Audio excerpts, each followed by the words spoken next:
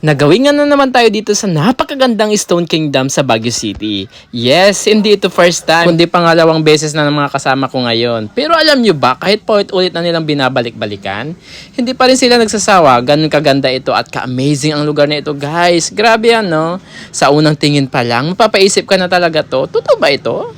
Parang nasa ibang bansa, no? Dahil sa kakaibang design ng mga bato, parang isang fantasy kingdom na biglang nabuhay sa gitna ng Baguio City, guys. Diba? Habang papasok tayo, ayan, mapapansin nyo kaagad yung dami ng turista na pumupunta dito.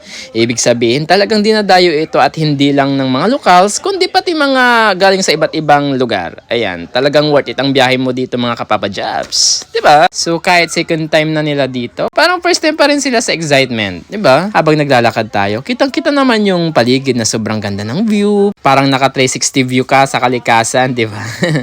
Presko ang hangin, relaxing ang ambience. Talaga nang mapapawaw ka sa bawat sulok, guys. Alam nyo ba na naman?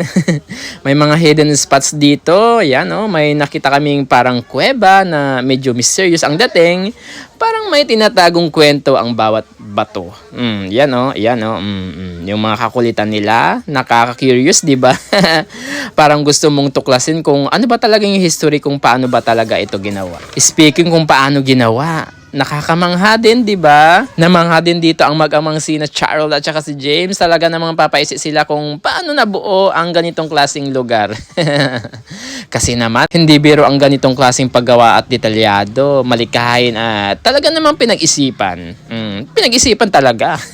At syempre mga kapapajabs, hindi mawawala ang kunting kalokohan. Alam nyo na yan.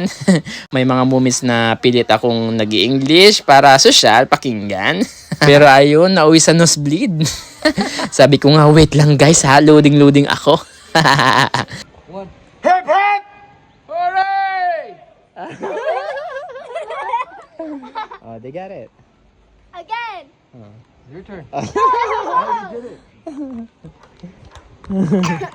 Pero kahit ganun, tuloy pa rin ang saya kasi ang importante na ini-enjoy natin ang lugar, ang samahan, at ang bawat moment na magkakasama tayo. So kung naghahanap kayo ng bagong lugar na pwede nyong puntahan kasama ang pamilya o barkada, I highly recommended na bisitahin nyo ang Stone Kingdom dito sa Baguio City. Hindi lang siya pang picture-picture, kundi pang experience talaga. Isang lugar na babalik-balikan mo dahil sa kakaibang ganda at vibes dito. Alright mga kapapajab. So hanggang dyan na lang muna yung ating adventure for today's video. Ayan, nagpapaalala na hindi kailangan maging perfecto ang lakad. Basta masaya at totoo ang samahan. See you on my next vlog. Bye-bye!